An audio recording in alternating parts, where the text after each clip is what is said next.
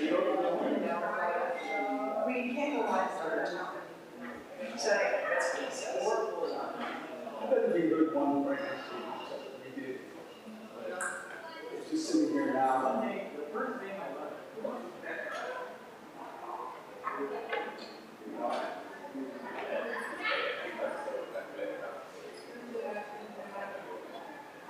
Necessary conditions presented practice. Is there anything you need from me? No. All right. Your instruments today? I'm instruments. Okay. How are you? Stay boldly.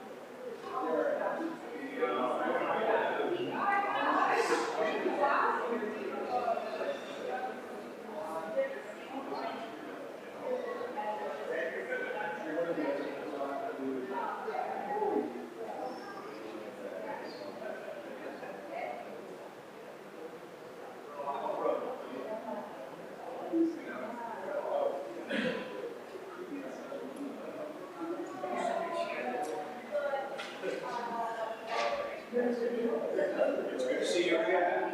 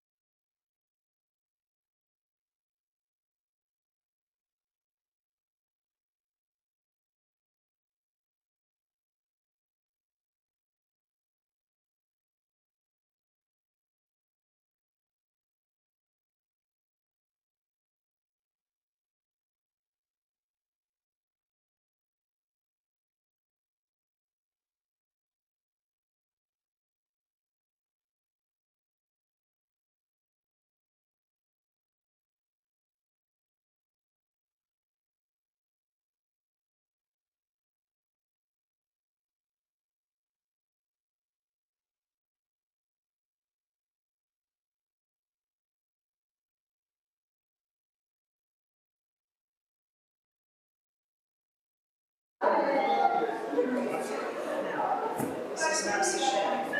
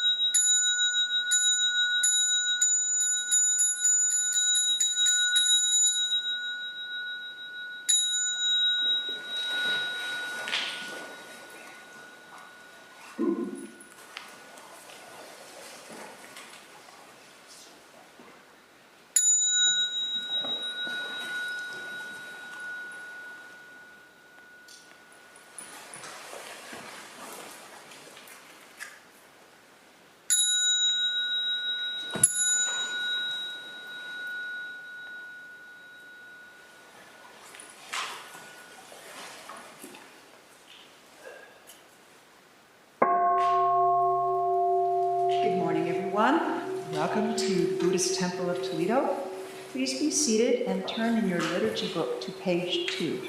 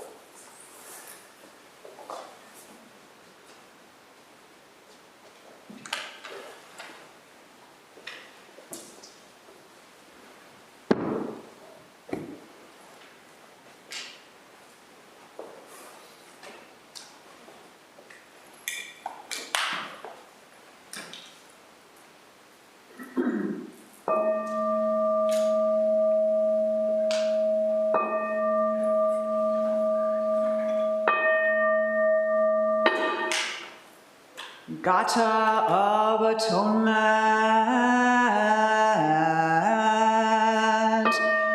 All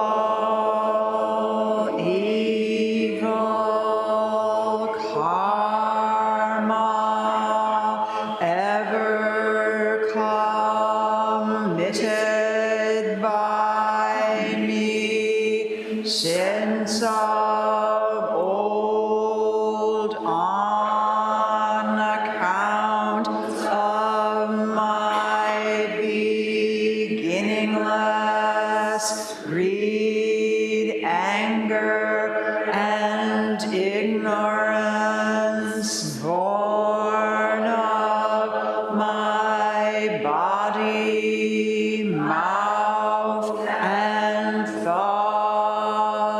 Now I atone for it all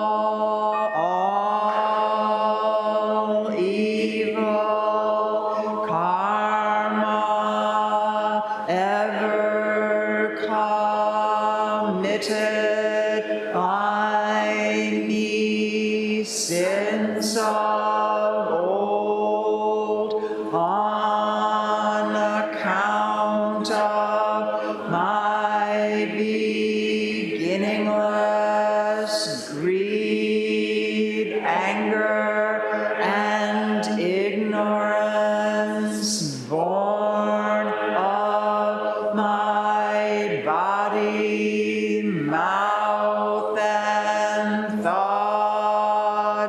Now I atone for it all evil karma ever committed by me since of old on account of my beginningless greed, anger, and ignorance, born of my body, mouth, and thought. Now I atone for it all.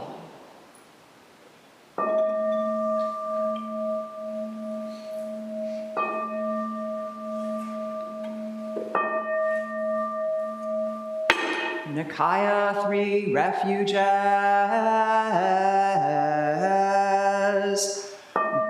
Buddham Saranam Gacchami.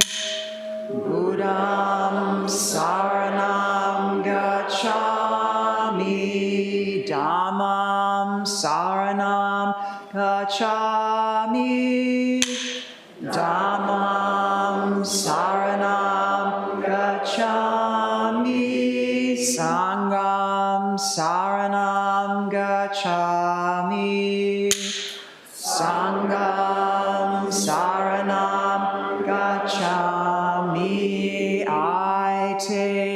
refuge in Buddha.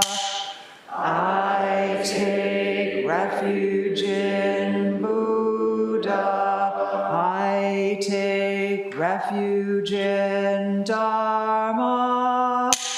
I take refuge in Dharma. I take refuge in Sangha. I take refuge in Sangha.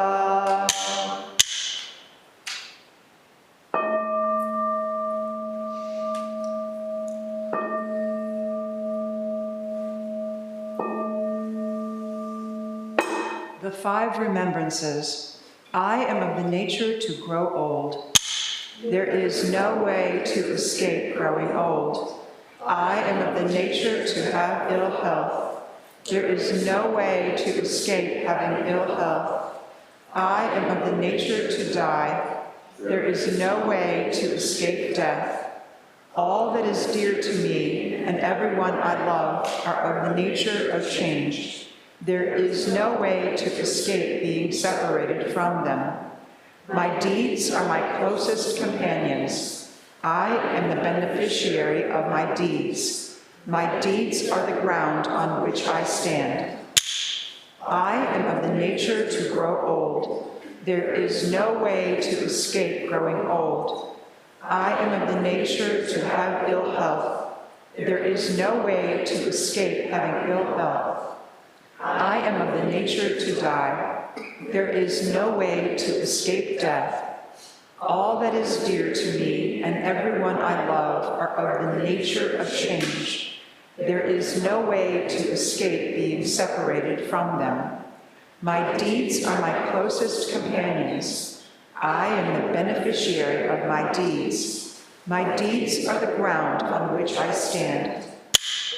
I am of the nature to grow old. There is no way to escape growing old. I am of the nature to have ill health. There is no way to escape having ill health. I am of the nature to die. There is no way to escape death. All that is dear to me and everyone I love are of the nature of change.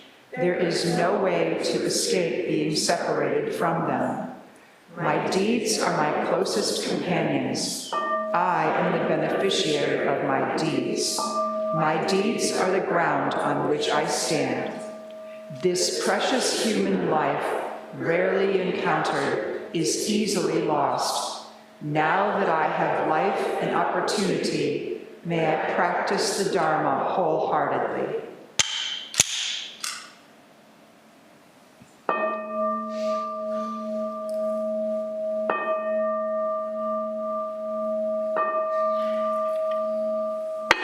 Mahayana refuge. In my heart, I take refuge in Buddha, Dharma, and Sangha. May I liberate suffering beings and bring them to great joy.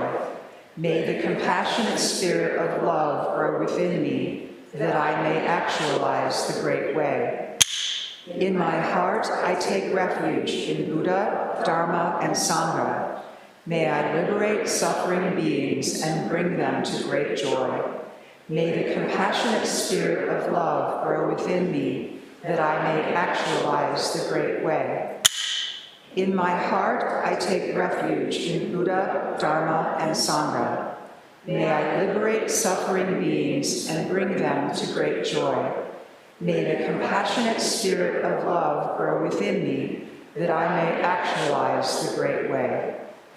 Invocation of the lineage. I give thanks for the guidance of my teachers, for the lineage of teachers before them. I give thanks and offerings for their devoted practice of generosity, moral discipline, patience, joyful effort, concentration, wisdom, skillful means, unshakable vow, spiritual powers, and awakened awareness for my benefit. May their years of life be lengthened, may their vows be completely realized, and may I cultivate these perfections with their guidance. 7 practices of the Bodhisattva. I bow down in body, speech, and mind. I offer the best I have to give, both real and imagined, to fill the space between us. I regret and purify all transgressions. I rejoice in all virtues. I request you to remain until total enlightenment. I request wise and compassionate guidance. I dedicate my merit for the sake of all beings. Generating love and compassion. May all sentient beings be free from clinging and hatred, being close to some and distant from others. How wonderful it would be. May this be accomplished. I will free them from clinging and hatred. Bless me to accomplish this. May all sentient beings enjoy happiness and the causes of happiness. How wonderful it would be. May this be accomplished. I will bring them happiness and the causes of happiness. Bless me to accomplish this. May all sentient beings be free from suffering and the causes of suffering. How wonderful it would be. May this be accomplished. I will free them from suffering and the causes of suffering. Bless me to accomplish this. May all sentient beings have the joy that has never known suffering. May they be free from clinging, hatred, jealousy, miserliness, doubt, pride, wrong view, ignorance, and dualistic thoughts. How wonderful it would be. May this be accomplished. I will bring them to this state. Bless me to accomplish this.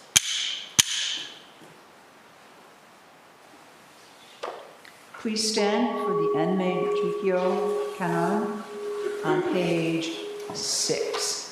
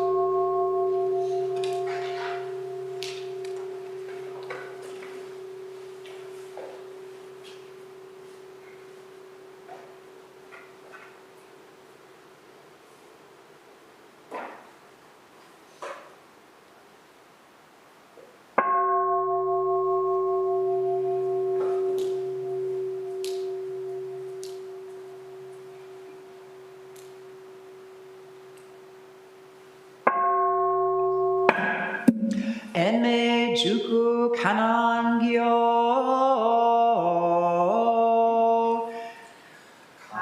Anzean Namu Butsuyo Butsu Enyo Butsu En Popo So Enjo Rakugajo Chonen Kanzean Bonen Kanzean Nen Jushin Ki Nen Furishin Kanzean Namu Butsuyo Butsu In Yo Butsu En Bopo So En Jo Rakugajo Chonen Kanzean Bonen Kanzean Nen Jushin Ki Nen Furishin Kanzean Namu Butsuyo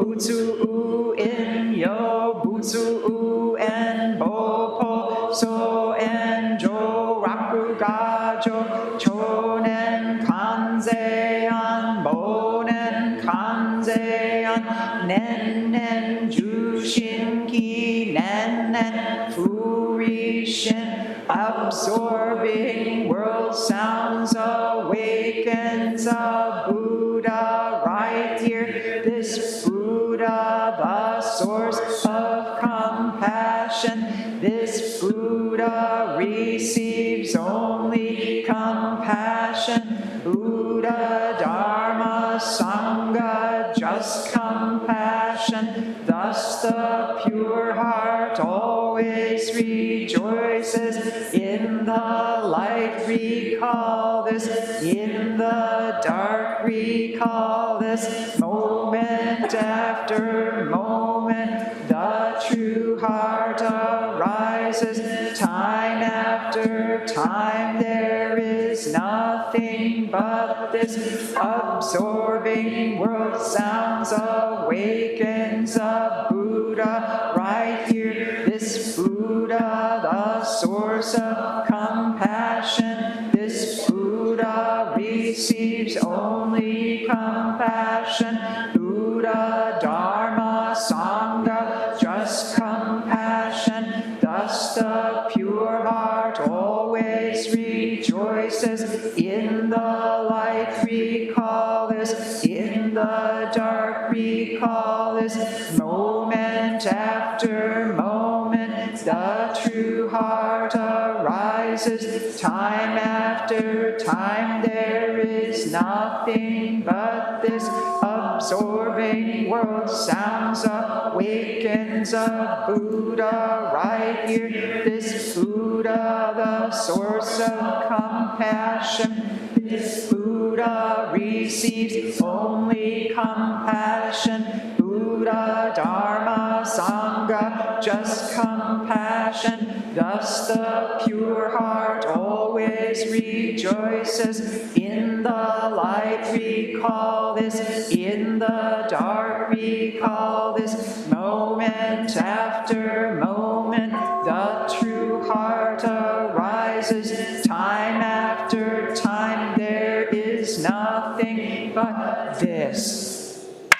Infinite realms of light and dark convey the Buddha mind.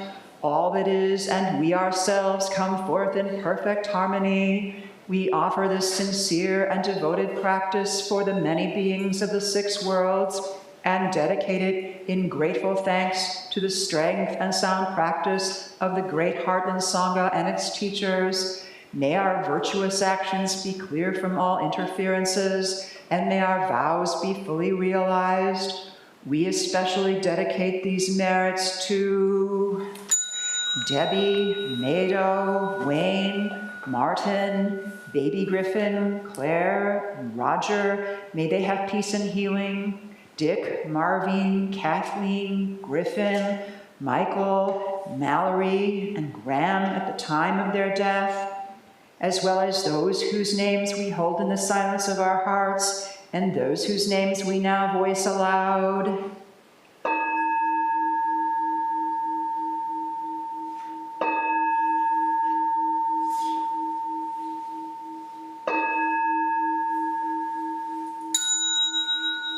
May we live in perfect peace with Buddha Dharma, and may we realize the Buddha way together.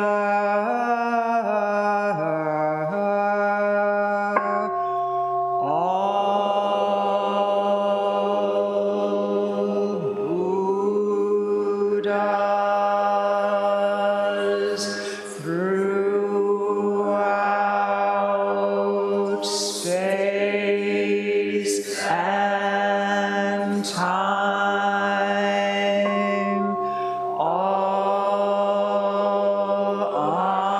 honor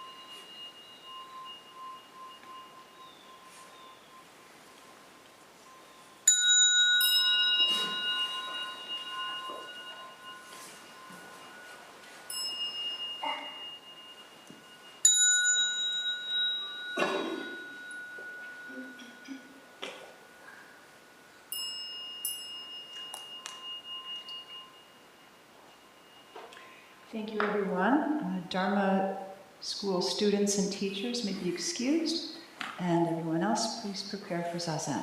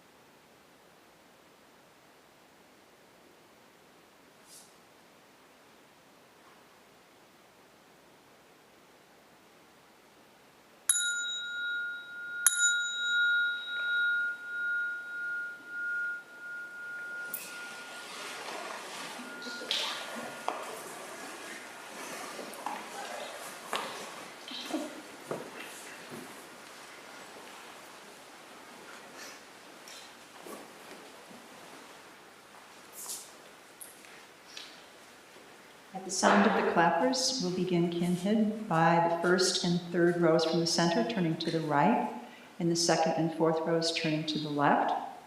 We'll start at a slow half-step pace, and then proceed at a regular walking pace.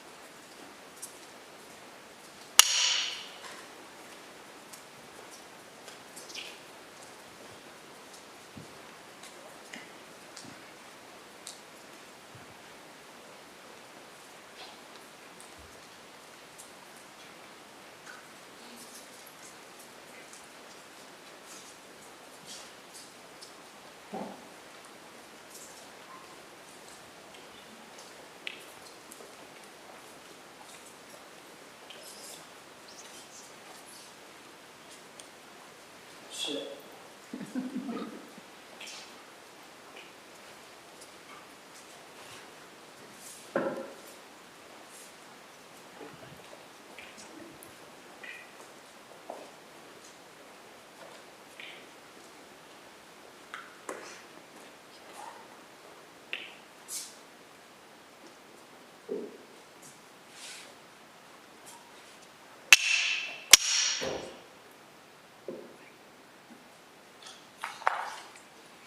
We will now recite the Sangha Covenant, which is at the top of page 8 in your liturgy book.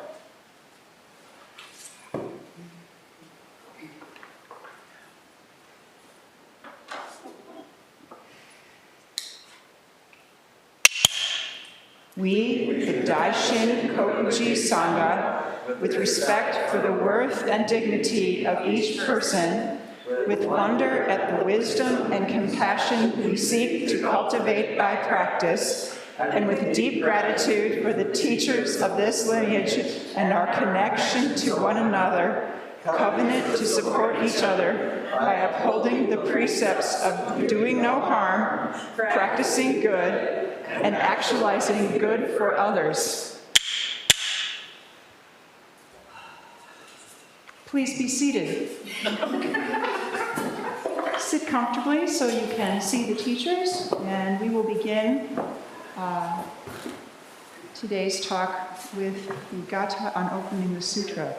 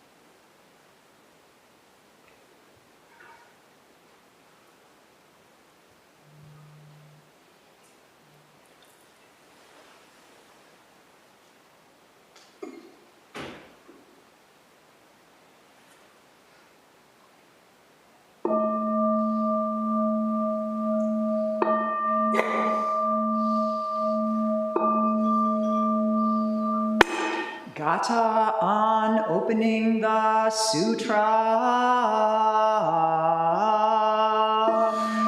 The Dharma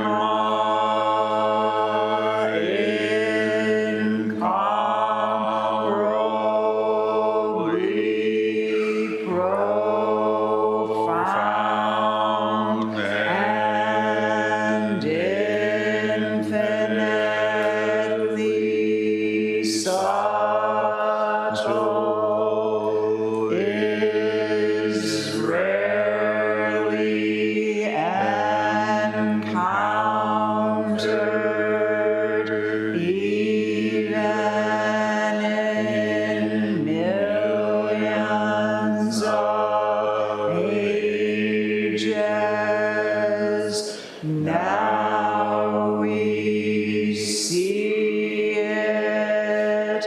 hear it, receive and maintain it. May we completely realize the Tathagata's true meaning. Good morning, everybody. It's wonderful to see you here. We've just completed a really lovely retreat. Many here will know that one of the pillars of Zen practice and Zen training certainly is sesshin, which is a term that means to collect the heart, body, mind, something like that. And I have to say that learning how to do sesshin is a skill, kind of like motorcycle maintenance or archery, to pull a few, you know. Learning how to actually practice in a retreat setting builds and draws upon a very specific kind of skill set, very specific skills. And these skills are not really as isolatedly useful as they seem to be. One would think, for example, navigating the meals, it's a little complicated at first. You might think, well, this has nothing to do with anything other than getting through this meal the way it's quote unquote supposed to be done. The spoon here, the chopsticks there, the bowls this way, not that.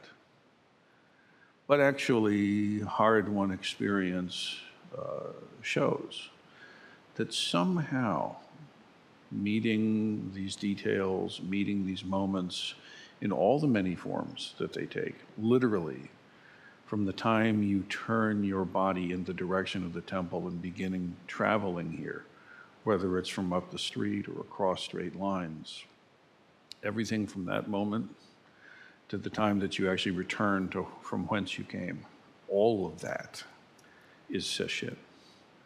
And all of it is there for very specific and very important reasons that actually transcend simply learning how to get through the retreat and doing the forms.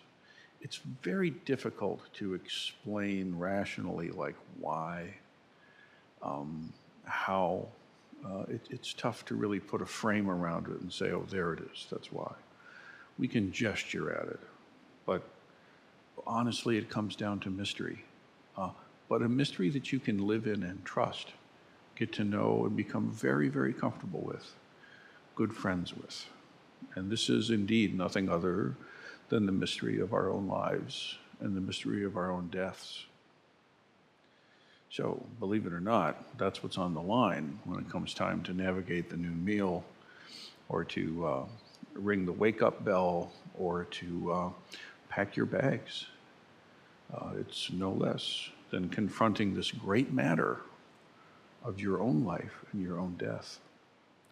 Now, during this last retreat, and in fact during this Ango, we've been focusing very specifically on an aspect of the Buddha Dharma that we call prajna samadhi, which means kind of the wisdom of deep concentration, something like that.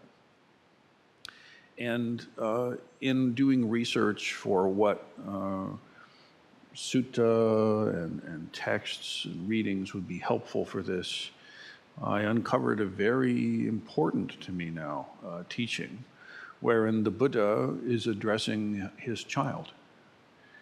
Many may not know, but it is in fact the case that Buddha was a dad, and he had to let go of that role for a while he went and did his quest for whatever enlightenment, you know. But he came back, and actually his wife and his child joined the Sangha and practiced alongside him. Kind of nice.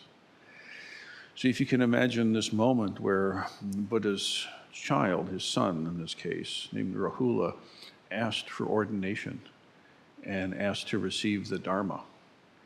And I think to myself, you know, as a parent, interestingly, of a child who is now not a child, and who also asks for the Dharma, and asks to practice in the Sangha, I thought, my gosh, what would the Buddha want to say to their own kid, you know? I mean, if ever you're going to really land one,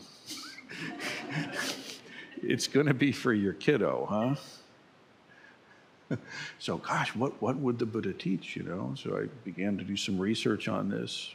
And we have a sutta on it. It's called The Greater Discourse of Advice to the Buddha's Son, Rahula.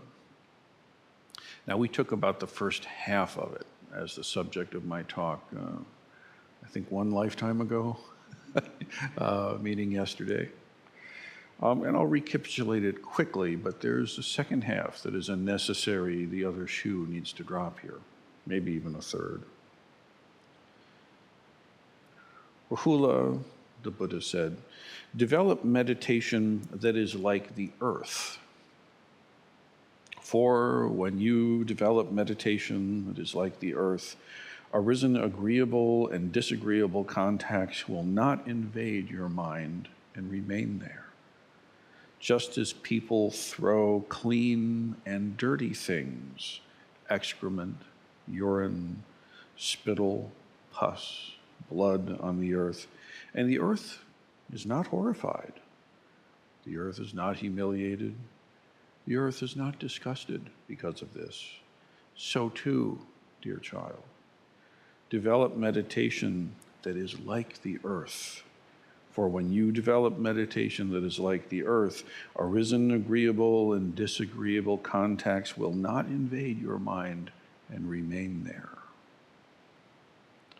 Yesterday, I wanted to some length to explain this business about agreeable and disagreeable contacts, and the quick guide to it is, as long as you're alive and your senses, any of them, are intact, then you will perceive positive, negative, and neutral stimuli. And what the untrained mind will do is typically cling to pleasure and be repulsed from pain. And the hamster wheel of imprisonment just keeps going and going and going.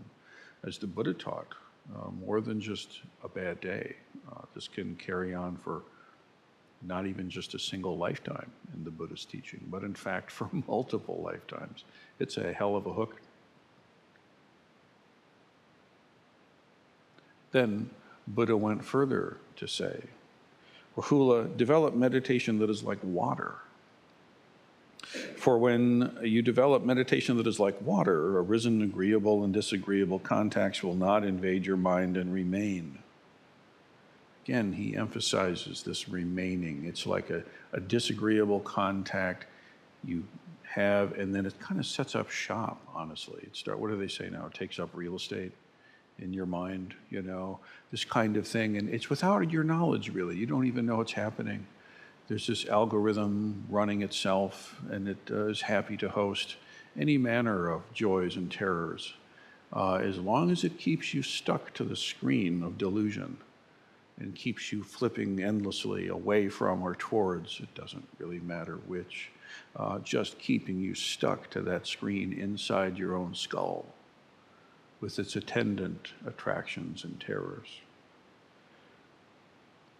The Buddha continued to say, just as people wash both clean and dirty things, the water is not horrified, humiliated, disgusted because of this. So too, Rahula, develop meditation that is like water. For when you develop meditation that is like water, agreeable and disagreeable contacts will not invade your mind and remain. And in this way, the Buddha went further to speak of fire. A mind like fire, a practice like fire, burns all things equally, is not horrified, disgusted, or repelled, does not cling, simply burns. Air, same analogy. The air surrounds all things, good, bad, and neutral.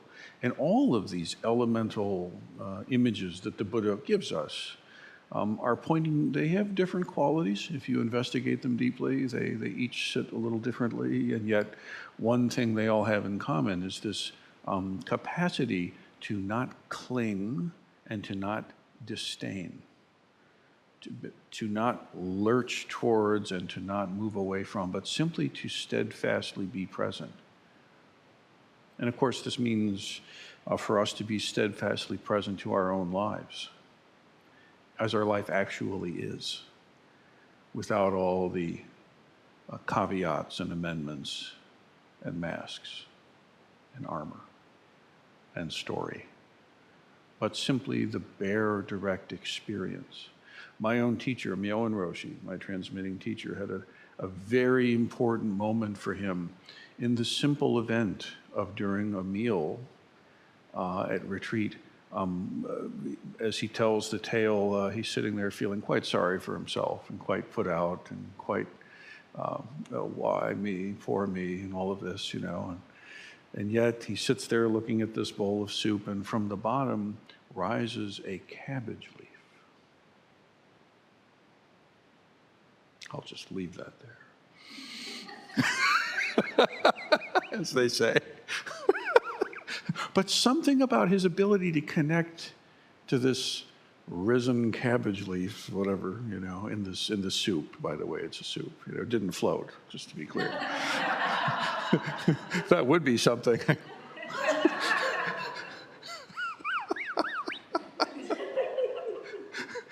One must speak clearly from the high seat, right? It was a soup. The cabbage came up in the soup. But something about this moment, in a way, ordinary and unparticular, and yet exquisitely miraculous and common. And yet to be able to contact that, in this case, cabbage leaf in the soup, suddenly the story of poor me and woe and the tale of sorrows somehow was just obliterated by the power of this cabbage leaf. Hint, there was nothing special about the cabbage leaf, right? It's the mind that perceives it, okay? When you're in the right space, damn near anything can prove a gateway to yourself, to the universe, and to the cosmos.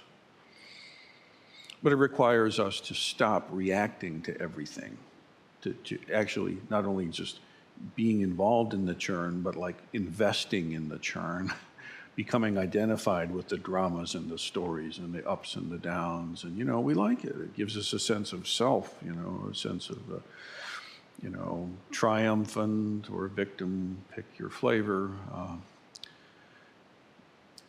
But Buddha's teaching is no, do not play with the toys, right?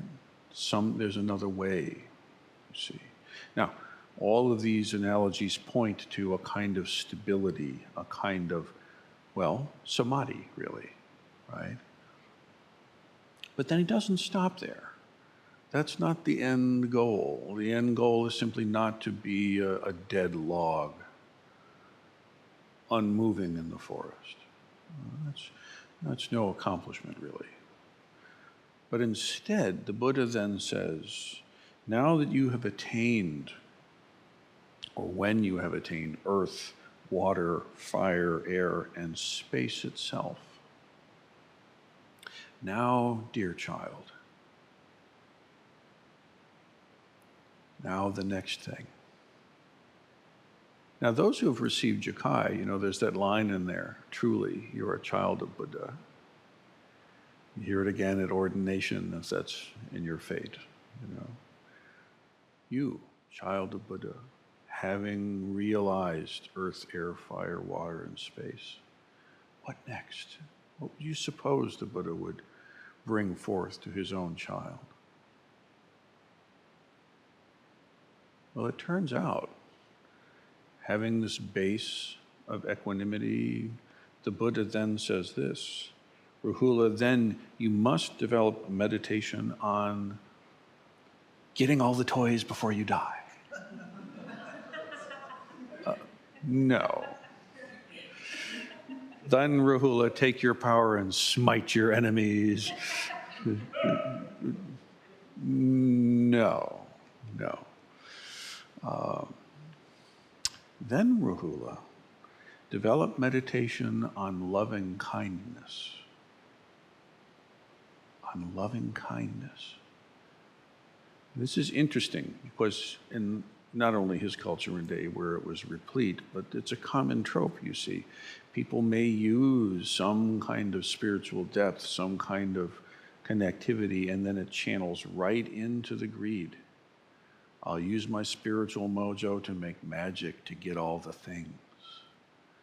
I'll use my spiritual powers to hold sway over others and manipulate them to my own ends. This, of course, this is horseshit. This is not acceptable. This is not acceptable. Instead, dear one, the Buddha counsels very clearly, we take that centered, clear capacity, which the Buddha did not invent, by the way, nor was he the first to notice. He studied that stuff with other teachers. But this next step then, now you have this capacity and this power and this equanimity. Now use that to make nice, make loving kindness. Rahula, that's his son, dear child, develop meditation on loving kindness. For when you develop meditation on loving kindness, any ill will be abandoned. Now keep in mind, okay, when the Buddha is teaching this, it's not from some kind of Puritan moral dictate of correct behaviors before the Almighty or something like this. Everything the Buddha teaches is the alleviation of dukkha, the alleviation of suffering, right? The realization of your true, authentic life. Being able to realize yourself and actually live your life, appreciating your life, free of the unnecessary stupidities, right? And so this business about being free from ill will is not because like it's a sin in the eyes of Buddha or something like this. No, this is not the point. It's because when the Buddha looked very closely in his own life, in his own mind, he noticed that, you know what? When I'm harboring ill will against anyone or anything or any situation, and there were examples then, and there's lots of examples today, guess what the result of that is? I suffer. There's a prison of ill will that our ego would happily have us lock ourselves into and throw away the key. Because when you have an enemy and you're cultivating a harsh ill will to someone else, then the self is again reified. I'm here, I'm in the fight. And it feels good to that part of ourself. And so the Buddha then, in order to uproot this, he gives his child the guidance, practice loving kindness. And this is an astonishing technology if you think of it. I mean, you might assume, I'll be kind to the people that are kind to me, thank you. I'll have goodwill to the people that have goodwill to me. And if they don't, I'll smite them. Or avoid them, or whatever, right? There are people that practice developing loving kindness, and believe it or not, yourself is included in the prescription. Well, wait a minute. I have loving kindness for my puppy, but me? Well, really, it's a big project. If you really scrutinize your own mind clearly and impartially, can you truly say that you wish well to yourself? There is a way to develop that answer to a solid yes. There is a way to scrutinize your own mind stream and say, do I really live in a world where I wish everyone to be happy? Without the caveats and the exceptions, okay, if you need them, but really, freedom lies beyond the cultivating of ill will. And further, the Buddha continued to teach, and he said, dear child, develop meditation on compassion. For when you develop meditation on compassion, any cruelty will be abandoned. Ends justify the means. The result's going to be worth it. If I've got to break a few eggs to make an omelet, well, that's the way it is. That's another kind of prison. What is it to live in true non-cruelty to yourself? Huh? Non-cruelty to yourself and to the creatures and the people that it's easy to come to mind, and the people that are neutral, and also to the people that you have a hard time imagining yourself having any kind of compassion for. But those folks too. Because really, if you're sitting there cultivating a cruel mind, it's not really affecting them anyway. Right? Watch the news,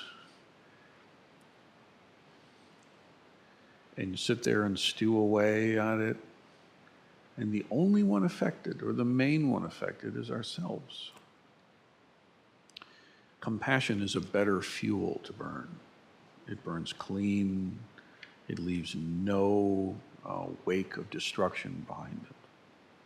Further, Buddha went to say to Rahula, develop meditation on sympathetic joy.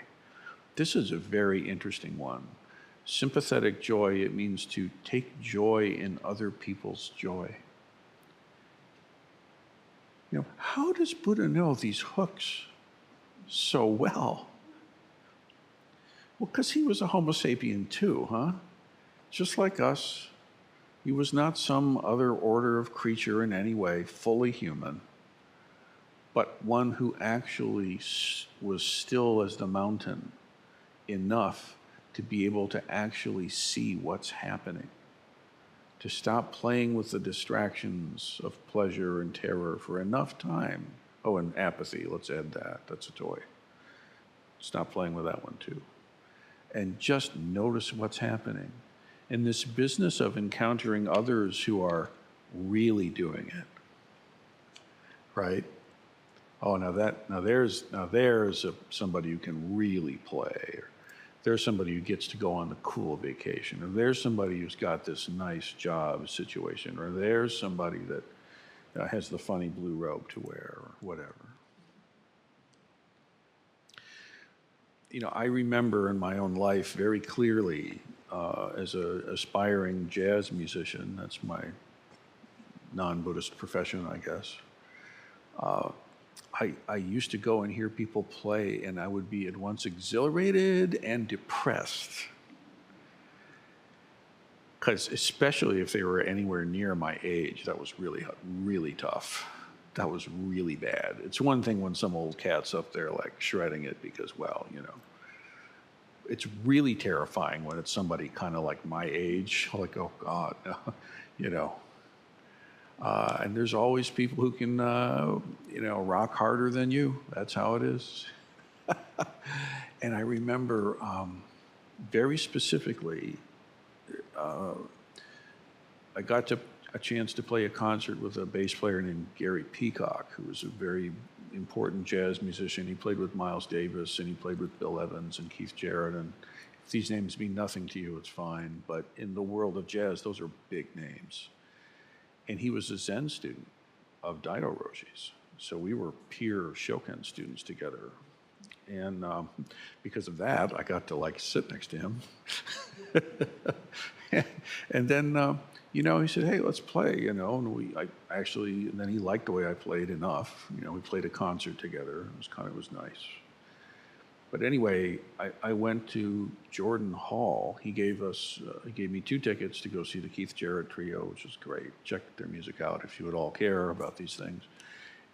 And I remember very distinctly that I was sitting in that audience, and Gary walked out, and I saw him in his gray robe, even though he wasn't in his gray robe. But that's what I saw, that's what I felt. And he walked on that stage just like you walk on this kinhin, just like you walk out to grab some coffee and hang with your friend in the Sangha. He's just walking out, man, and he grabs that bass, you know, and they start playing, and Jack's great sound, and Keith's doing his thing. And I didn't have one shred of depression or resentment or anxiety or comparisons. I could actually be free. I could just enjoy the playing. Maybe for the first time ever, to be in the presence of someone who clearly can rock harder than me.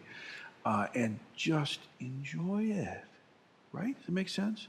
And Gary's having a great time. He's just smiling. Keith's doing all that stuff that he does. And Jack's going like, yeah, man, in a jazz face, And it was just so delicious. And I remember there was just no problem anywhere. You understand this? This is a thing that I'm sure is because of my Zen practice and my training. And, yes, I played concerts with him and that helped and all this. But it's not just, that just happens to be one of my things, What is it for you, right? When you're in your life, it's so easy to look at other people and fantasize that they're doing the real thing. Do you know what I'm saying? Like, by now, is it not supposed to look like and? Well, it's not like that.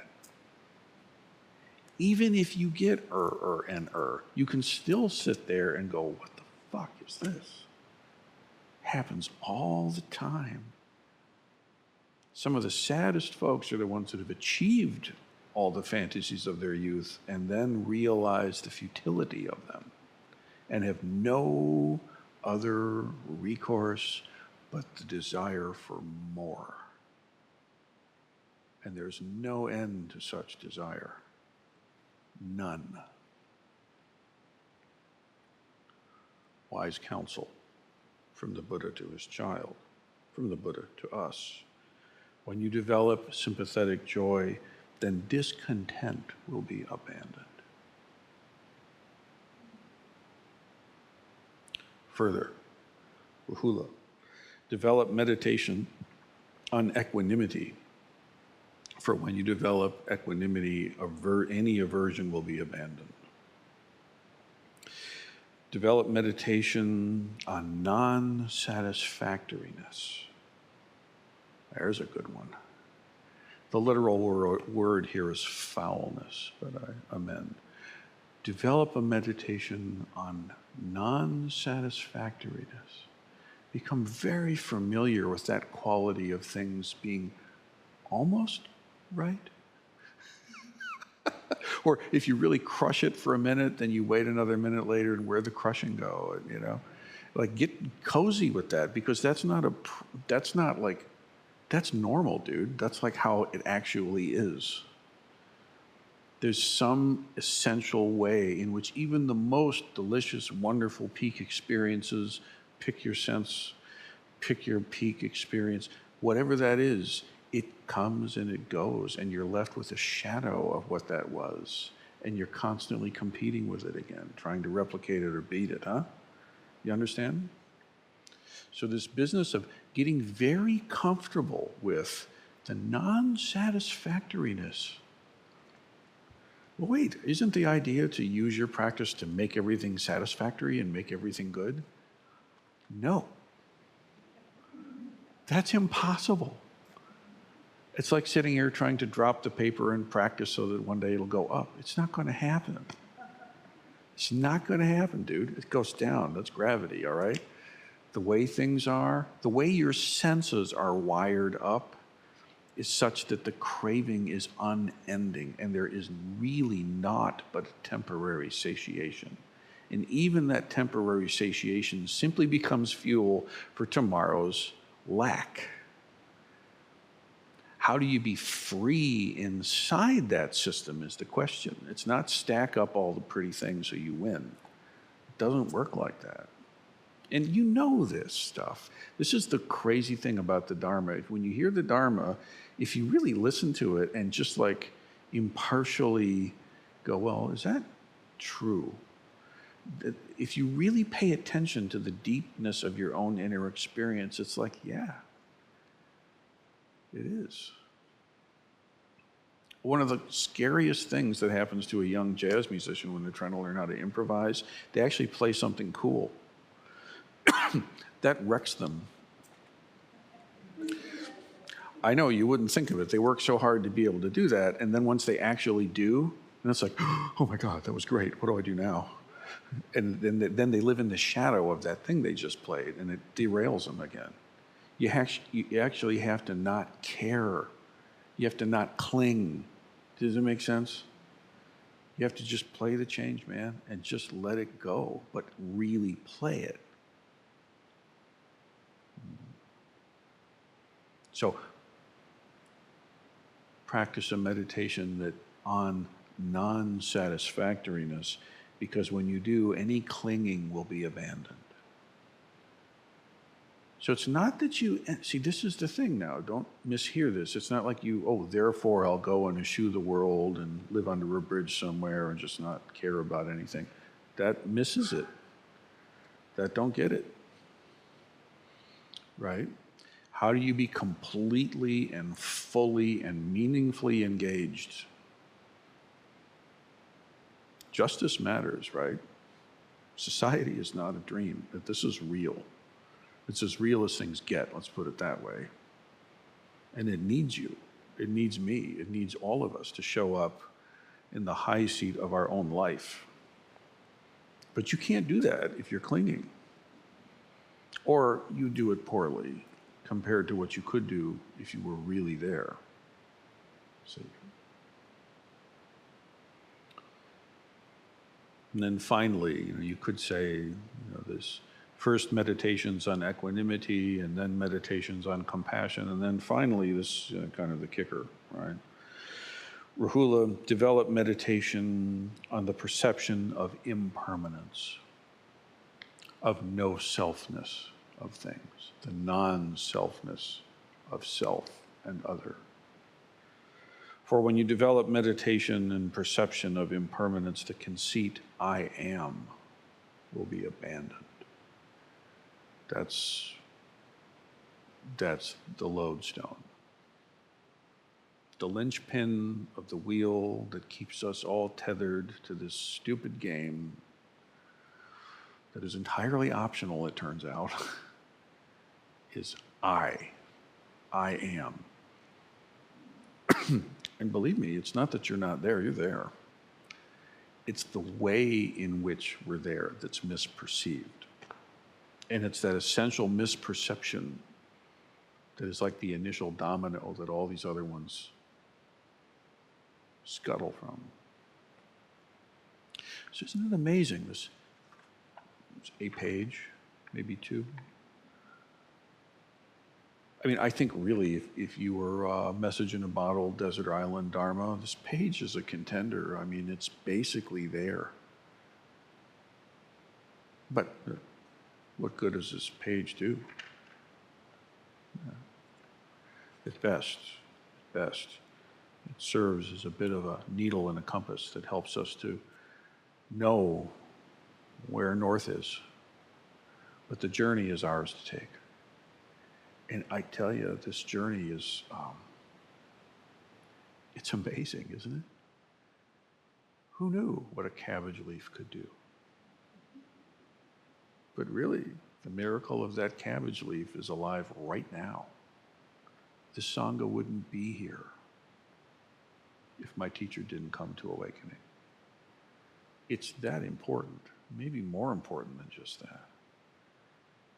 So don't underestimate the power of a good cabbage leaf. Don't underestimate the power of your own awakening and your own practice, regardless of how it seems in the moment. Do not think you know all ends. You do not, nor do you need to, nor honestly should you want to. But you do know this moment. You do, that you know. You know this very moment and this one step. Please practice as earth, as water, as air, as fire, as space. Please practice loving kindness, compassion, sympathetic joy, all of these things. And please see into the nature of the self. And then enjoy your life, appreciate it, and give it away. May it be so.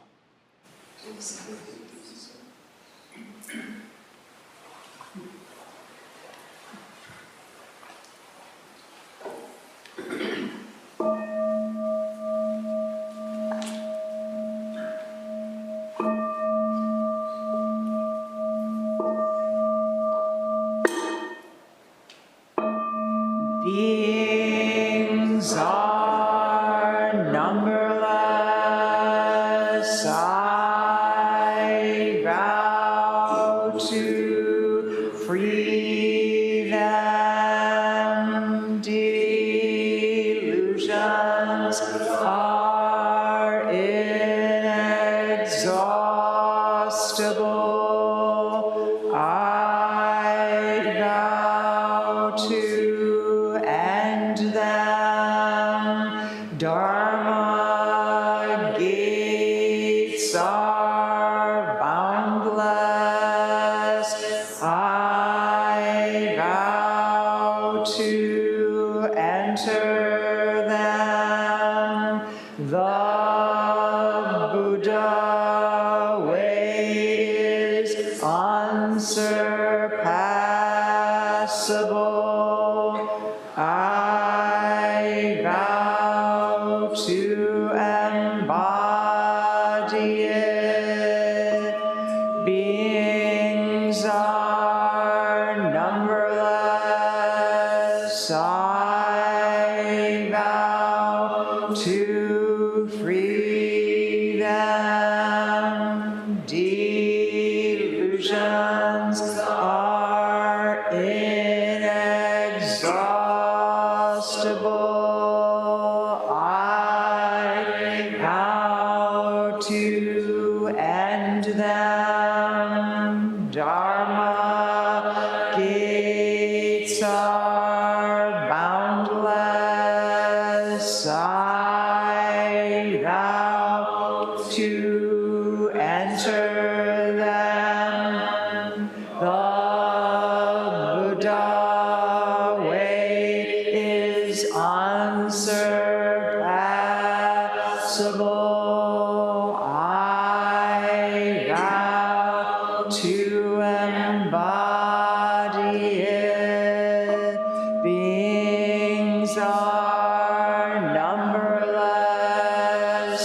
I vow to free them.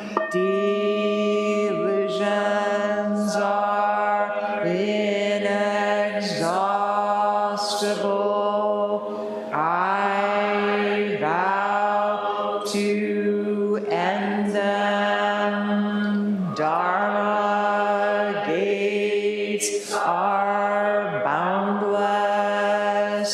I vow to enter them. The Buddha way is unsurpassable. I vow to embody it.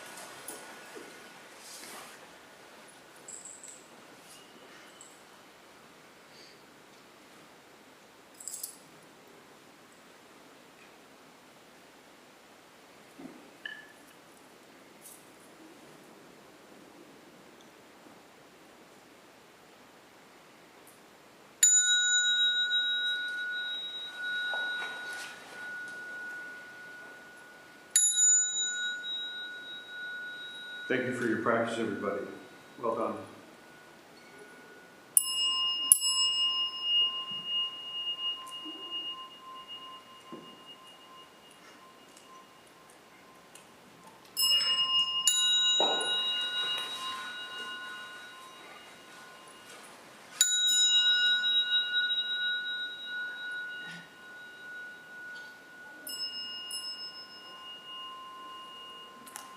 Thank you for coming, everyone. I believe we have a few announcements today. Before I pass the audio baton here, I will invite everyone to join us for lunch after the conclusion of today's comments. I don't think that's on. I thought it was. I believe it's on now. My name is Aka. I just want to make an announcement that Teen Dharma is October 21st. This month, not the 14th. We will be carving pumpkins, maybe some food dogs, some hungry ghosts, who knows. So if you have a teen that would like to carve some pumpkins with us on the 21st, please join us at 6 o'clock at the temple. Thank you. Hi, my name is Bujo. I just wanted to let everyone know in Dharma school today we had 4 Dharma kids and they made paramita pumpkins and concentration corns, and they are hanging directly on the bookshelves, so if you want to peek at those at some point. Thank you. All right, I've got 2 announcements. One, you heard about session today. There's another session coming up next month. Please register if you'd like to attend, and if you'd like that to be your first session, please get in touch with me about how to get involved with that kind of deep retreat practice. The other announcement I make on behalf of Kensei. Next weekend is a big weekend at the temple. We are having Friday and Saturday time for work practice together, SAMU projects to improve the grounds and bring native plants to the grounds, and also do many other kinds of care activities for the Sangha and its people. That's Friday the 13th, 9 to 5, and Saturday the 14th, 9 to 5. There's also morning practice. Friday's all-day garden activity, planting. Saturday, there's a mix of activities going on, sewing, planting, some kitchen, pasta making, or something like that, kitchen. And so if you'd like to express your practice off the cushion, bring it to life for the benefit of our Sangha and all beings, everyone's welcome. There is a sign-up of some form, although drop-ins are also welcome. And if you have any questions, contact Kensei.